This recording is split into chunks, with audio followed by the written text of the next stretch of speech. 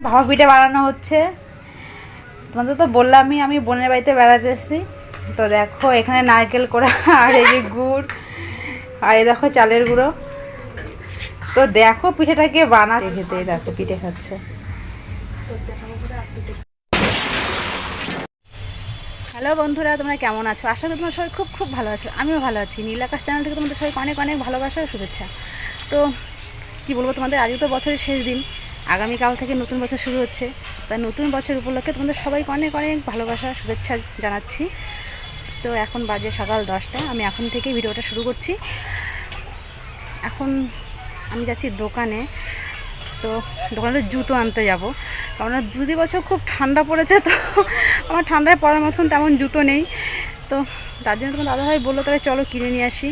আর তার মধ্যে একটা কথা বলতে, আজ এক সপ্তাহ হয়ে গেল বড় ছেলে বাড়িতে নেই, তো মনটা খুবই খারাপ লাগছে, ভালো লাগছে না। তো বড় ছেলেকে আনতে যাব। তো সকালে চান হয়ে গেছে, সকালে উঠে তো এত ঠান্ডা কি বলবো তোমাদের। দেখো এখন রোদ উঠেছে, খুব ভালো লাগছে। তো চান হয়ে গেছে, আমাদের ছেলেরও চান হয়ে গেছে। তো বড় ছেলেকে আনতে যাবো বলেই সেগুলো করে জুতোটা কিনতে যাচ্ছি, কারণ এছাড়া তো এমনি কোথাও বেরোই না আমরা তেমনভাবে।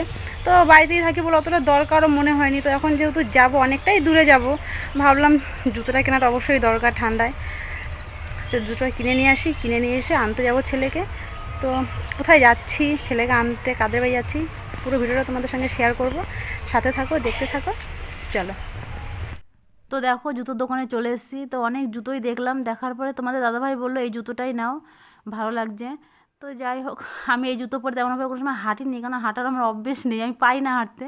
তো তোমার দাদাভাই বললো বলে নিয়ে নিলাম জুতোটা। এই দেখো পায়ে পরেও নিয়েছি। তো বন্ধুরা দেখো আমি রেডি হয়ে বেরিয়ে পড়েছি, এখন আছি রেলগেট স্টেশনে আমি। তো তোমাদের তো বলেছি আমাদের বাড়ি থেকে রেলগেট স্টেশন খুব একটা দূর নয়, কাছে, যার জন্য আমরা হেঁটেই যাচ্ছি। রেলগেট থেকেই বাসে উঠবো। তো তোমাদের দাদা ভাই আর ছোটো ছেলের সামনে যাচ্ছে হেঁটে, তোমাদের সেটা আমি দেখাচ্ছি। তার মধ্যে রেলগেটে প্রচণ্ড জ্যাম। চলো তোমাদের ব্যাক ক্যামেরায় দেখিয়ে দিই। দাদা ভাই হাতে দুটো ব্যাগ দিয়ে দিয়েছি আমি, আর বাচ্চাটাকেও নিয়ে হেঁটে যাচ্ছে ছোটো ছেলেকে। তো দেখো কতটা জ্যাম রেলগেটে, আমি কি বলবো তোমাদের, দেখেছো প্রচণ্ড জ্যাম। তো দেখো কোনো মতে বাসে উঠে পড়লাম, কারণ এত জ্যাম পেরিয়ে এসে দেখি রেলগেটে বাস দাঁড়িয়ে আছে। তো যার জন্য উঠেই পড়লাম বাসে। সিট পেয়েছি আমি, আর বাচ্চাকে নিয়ে বসে পড়েছি। আর তোমাদের দাদাভাই সিট পায়নি বসা, যার জন্য দেখো দাঁড়িয়ে দাঁড়িয়েই যাচ্ছে। দেখো আমরা বাস থেকে নেমে পড়েছি, নেমে পড়ার পরে তো তোমাদের দাদাভাই বললো যে আরেকটা বাস করে আর কি বাসে করে যেতে হবে। তো আমি কি বলবো তোমাদের, আমার এতটাই শরীর খারাপ লাগছিলো, কেননা বাসে ওঠার আমার তেমন অভ্যেস নেই।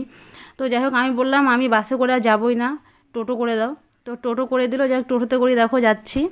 তো বন্ধুরা দেখো টোটো থেকে আমরা নেমে গেছি। তো নামার পরেই দেখি বোনের ছেলে আর আমার এই যে বড়ো ছেলে দেখি দাঁড়িয়েছিল ওখানে।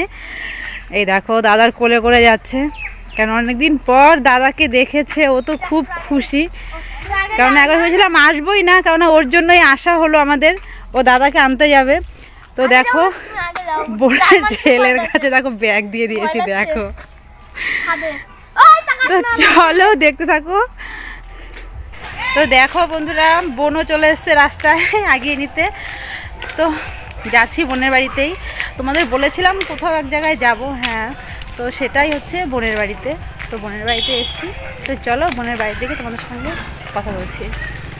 তো ফাইনালি চলে আসলাম বোনের বাড়িতে। তো দেখো বোনের বর তো রেডি হচ্ছে, কেন ভাইটাকে নিয়ে ঘুরতে বেরোবে।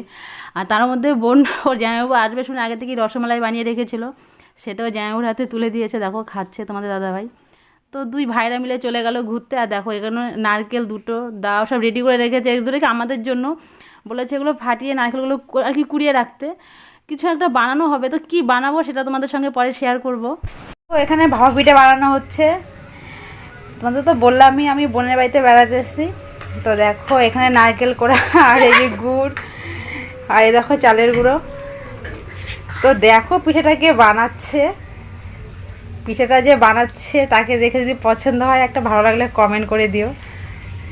আর তার সঙ্গে দেখো আমার বোন বসে আছে, বোন আবার জাল দিচ্ছে, ওই দেখো। কটা হলো বানানো? অনেক বানিয়েছি। তুই আগে এটা দিয়া এর বাইরে এদিক ওদিক সব চলে গেছে ট্যাঙ্ক করে। কে বলছিস? আসি নাই।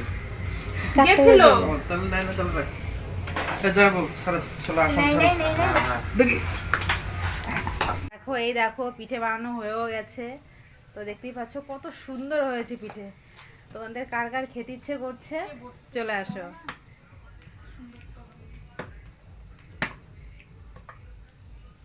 ও বোনের ছেলে বসে পড়েছে পিঠে খেতে, দেখো পিঠে খাচ্ছে। বন্ধুরা দেখতেই পাচ্ছ এখানে তো পিঠে বানানো হয়ে গেছে। তো আমরাও একসময় আর কি পিঠের ব্যবসা করতাম। তো বিগত 5 বছর করেছি আমরা, যেহেতু আমাদের নবদ্বীপে বাড়ি। তো নবদ্বীপে তো ধরো টুকটাক মেলা লেগেই থাকে। তো সেখানে আমরা অনেক জায়গায় মেলা করেছি। তারপরে কৃষ্ণনগর এসেছিলাম মেলা করতে। তারপর লকডাউনের পর থেকে আর মেলাটা আমাদের তেমনভাবে করা হয়নি, আমরা ছেড়ে দিয়েছি। কেননা তারপরে এই ছোটো ছেলে হয়েছে, তো বাচ্চাদেরকে নিয়ে খুব অসুবিধা হতো দোকান করতে, যার জন্য আমরা বন্ধ করে দিয়েছি। তো দেখো আমি বসে পড়েছি পিঠে বানাতে, কেননা আমি বলেছিলাম আসবোই না। তো বোন বলছে দিদি আয়, এসে আমাকে পিঠে বানিয়ে খাইয়ে যায়। আর কি ভাপা পিঠেও খুব ভালো খায়। তো যার জন্য বাড়ি থেকে সব কিছুই নিয়ে এসেছিলাম আমরা। আর এটা অ্যাকচুয়ালি আমার মামাতো বোন, কেননা মামা বাড়ি আর আমার শ্বশুর বাড়ি পাশাপাশি। আর কি মামা বাড়িতে বেড়াতে গেছিলো আর কি ওর বাবার বাড়িতে। আসার সময় বড় ছেলে খুব বায়না করলো, আর ওরাও খুব আর কি জোরজবস্তি করছিলো, যার জন্য ছেলেকে নিয়ে এসছে। আর আমরাও আর কি ওকে নিতে এসছি এখানে। তো দেখো রাত্রে সবাই খেতে বসে গেছে, দেখো 2 ভাইরা মিলে খাচ্ছে। তো তোমাদের বলা হয়নি আমরা কোথায় এসেছি, আমরা এসেছি কুলগাছি। হ্যাঁ কুলগাছি আমার বোনের শ্বশুর বাড়ি। আজকের মতন এখানেই ভিডিওটা শেষ করছি। নতুন বছর উপলক্ষে সবাইকে অনেক অনেক ভালোবাসা ও শুভেচ্ছা। সবাই ভালো থাকবে, সুস্থ থাকবে, আর আমাকে সাপোর্ট করবে। আবার আসছি কোনো এক নতুন ভিডিও নিয়ে তোমাদের সামনে। ততক্ষণ সবাই সুস্থ থাকবে। টাটা।